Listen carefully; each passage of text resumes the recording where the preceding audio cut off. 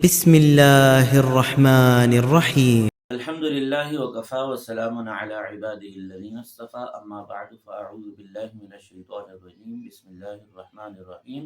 وقالوا قلوبنا غلف، یہودیوں نے کہا کہ ہمارے دلوں پر غلاف چڑھا ہوا ہے، بل لعنهم اللہ بکفرہم، اللہ تعالیٰ فرماتے ہیں بلکہ اللہ تعالیٰ نے ان پر لعنت فرمائی ہے ان کے کفر کی وجہ سے، فقلیلا ما یؤمنون، پس یہ تھوڑا ہی ایمان لاتے ہیں، ولما جاءہم، جب ان کے پاس آ گئی کتاب من عند اللہ، اللہ کی طرف سے ایک کتاب یعنی قرآن مجید، مصدق لما معہم، جو تصدیق کرتی تھی، جو سچا بتلاتی تھی اس کتاب کو جو ان کے پاس تھی یعنی تورات کو، وَكَانُوا مِن قَبْلُ يَسْتَفْتِحُونَ عَلَى الَّذِينَ كَفَرُوا، اور یہ لوگ تو فتح طلب کرتے تھے کافروں کے خلاف قرآن مجید کی وجہ سے، قرآن مجید کی بدولت اور آپ صلی اللہ علیہ وسلم کی بدولت کی، جب وہ آخری نبی آئیں گے، وہ قرآن آئے گا تو پھر ہم تم پہ فتح پالیں گے، تو پھر یہ کیا کرنے لگے، کفروا بہ، جب وہ کتاب ان کے پاس آ گئی تو اس کا انہوں نے انکار کر دیا،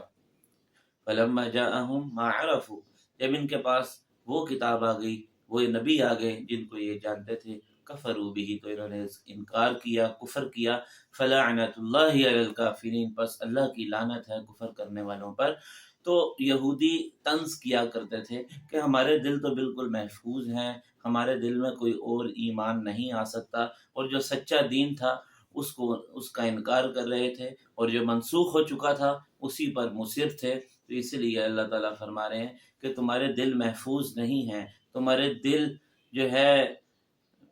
غلاف میں نہیں ہیں، بلکہ یہ اللہ تعالیٰ کی تم پر مار ہے، اللہ کی پھٹکار ہے، اللہ کی لعنت ہے کہ تم سچا دین قبول کرنے کے قابل نہیں ہو۔ اور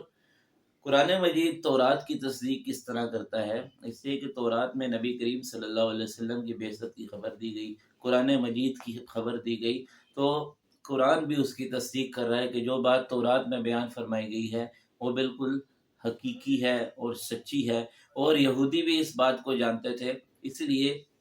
وہ کہا کرتے تھے کہ جب آخری نبی آئیں گے، جب قرآن مجید آئے گا، آخری کتاب آئے گی تو پھر ہم تمہارے خلاف فتح حاصل کریں گے۔ تو اللہ تعالیٰ یہی فرما رہے ہیں کہ اس سب کے باوجود بھی تم نے اس کو قبول نہیں کیا، اس لیے اللہ تعالیٰ نے ان پر لعنت فرمائی۔ اللہ تعالیٰ سے دعا ہے کہ وہ ہمیں قرآن مجید کو سچے دل سے قبول کرنے کی توفیق عطا فرمائے۔